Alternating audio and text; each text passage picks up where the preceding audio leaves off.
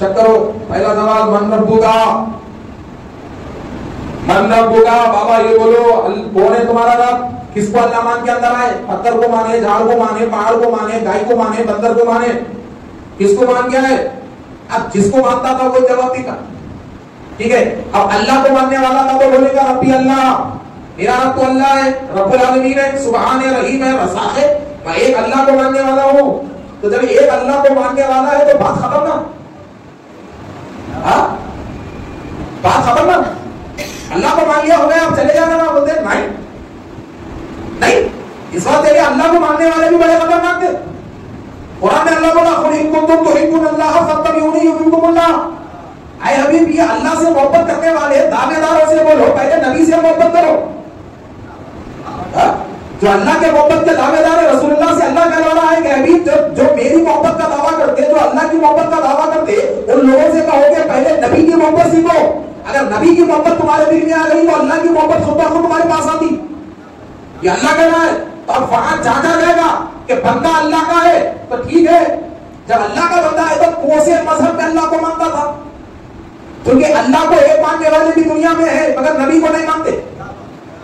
ہے ایسی مخلوق جو نبوت کے منکر ہیں مگر اللہ کو مانتے. تب ان کا امتحان لیں گے، پوچھیں گے بابا دین کون سا ہے؟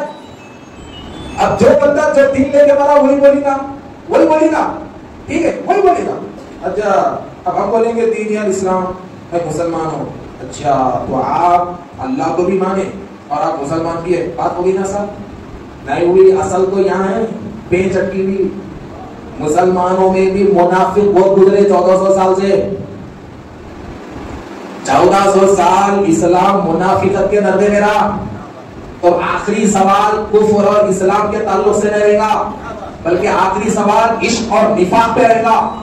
اور عشق اور نفاق پہ ہی اس کے 2 سوال کی بنیاد رکھی گئی ہے. آخری سوال کی تکمیل پہ ہی 2 سوال کی بنیاد رکھی گئی ہے. اب آخری سوال کیا رہے گا؟ تب یہاں ذرا اچھا سنو، بڑی مزے کی بات. آخری سوال کیا رہے گا؟ فرشتے 2 سوال کریں گے تو قبر میں اندھیرا رہے گا. ظاہر ہے اندھیرا رہے گا. ایک تو کفن منہ پہ، دوسرا سیلو کے پٹے، تیسری مٹی. کتنا اندھیرا؟ جب ہٹائے تب بھی اندھیرا.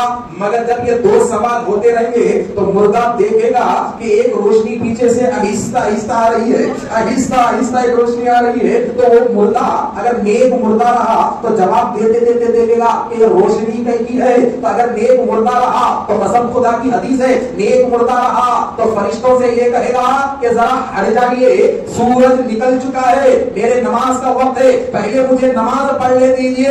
تو فرشتے کہیں گے کہ ارے انسان وہ سورج نہیں نکلا ہے، مصطفیٰ کی سواری آ رہی ہے، رسول اللہ کی سواری تیرے خبر میں آ رہی ہے. نیک مردے سے کہیں گے تو ہر ایک کے خبر پہ رسول اللہ کی سواری آئے گی، مصطفیٰ کا دیدار کروایا جائے گا اور سوال کیا جائے گا کہ ان کے بارے میں تو کیا کہتا ہے، ان کے بارے میں کیا عقیدہ لے کر آیا تھا، ان کے بارے میں تو کیا عقیدہ رکھتا تھا.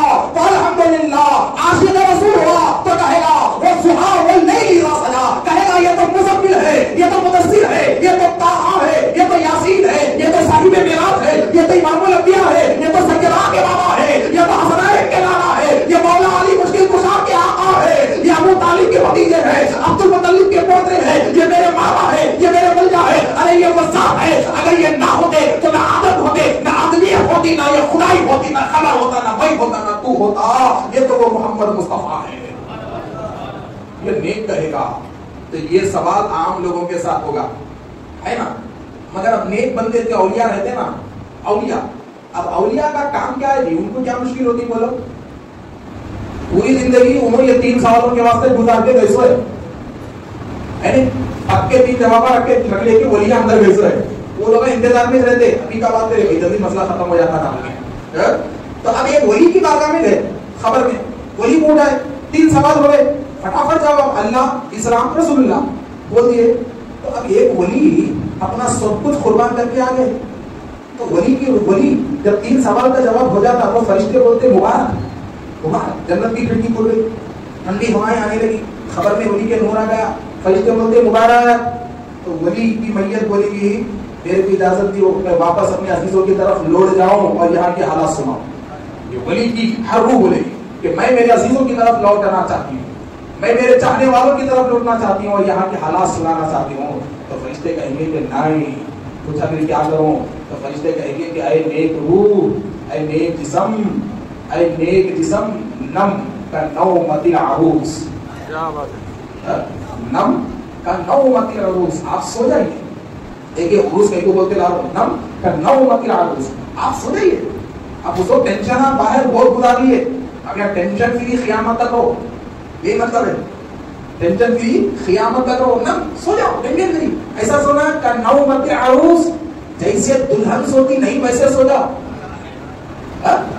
دلہن جیسے سوتی نہیں ویسے سو جاؤ. اب ایکسپیرینس ہولڈر سے سوال، دلہن سوتی؟ بولے جی سوتی با. اچھا دلہن بولتے کب؟ وہ ایک ہی دن، ایک ہی دن بولتے، وہاں سے سائڈ افیکٹ شروع ہو جاتے چوبیس گھنٹے کے واسطے. ایک ہی دن شادی کی پہلی رات دلہن سوتی؟ رات میں 2 بجے بھی چھوڑو نہیں سوتی، 3 بجے بھی چھوڑو نہیں سوتی، 4 بجے بھی چھوڑو نہیں سوتی. کیا کرتی؟ انتظار میں رہتی. کیا حضرت برابر نا؟ کیا انتظار میں رہتی؟ رہتی نہیں رہتی؟ کس کے؟ اپنے محبوب کے، اپنے شوہر کے، جس مقصد سے وہ یہاں آئی، جس کی ذات پہ بھروسہ کر کے وہ اپنے ماں باپ کو چھوڑی، اس محبوب کے انتظار میں وہ رہتی ہے. یعنی دلہن کی طرح سو جاؤ. ایسے آنکھوں میں تو نیند ہوتی ہے دلہن کی، مگر آنکھ بند نہیں ہوتی.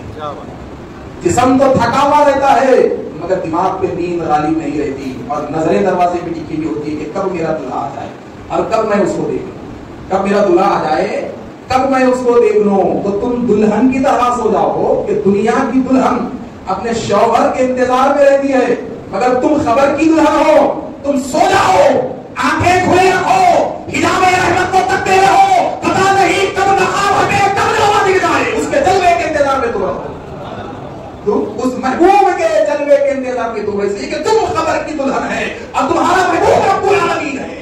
رب العالمین تمہارا محبوب ہے اور تمہارے اس کے بیچ میں کئی پردے ہیں. اس کی ذات پہ بھروسہ کر کے تم یہاں آئے ہوئے ہو اور تم آج خبر کی دلہن ہو. بس تم تکتے رہو، پردہ ہٹنے کے انتظار میں رہو. ایک دن پردہ ہٹے گا، محبوب دکھ جائے گا. تو عرس کس دن کا نام ہے؟ عرس اس دن کہتے ہیں جس دن ولی نے رب کے جلوے کو دیکھا. جس دن ولی نے رب کے جلوے کو دیکھا، رب نے دلہن کی طرح انہیں خبر میں رکھا اور اپنا جلوہ دکھایا. دلہن کی طرح خبر میں رکھا، جلوہ دکھایا. تو سال میں ایک مرتبہ جمع ہو کے کیوں خوشبوئیں لگاتے ہیں، کیوں اس کرتے ہیں؟ تو بابا سال میں ایک مرتبہ. تو بات یہ ہے کہ یہ خبر کہہ کہ ہم خوشبو سال میں ایک مرتبہ نہیں لگاتے، بلکہ ہمیں معلوم ہے کہ ہمارے پیر کا عرس ہے تو عرس نہیں ہے، بلکہ پیر کا وفات کا دن وہ دن ہے جس دن ہمارے ولی نے اپنے رب کو دیکھا ہے. تو رب کے دید پہ شکرانہ ادا کرتے ہوئے ہم سال میں ایک مرتبہ جمع ہوتے ہیں کہ یہ وہ نظر ہے جس نظر نے رب کے جمال کو دیکھا ہے، اور نظر کے احترام میں ہم مزار پہ خوشبو لگاتے ہیں.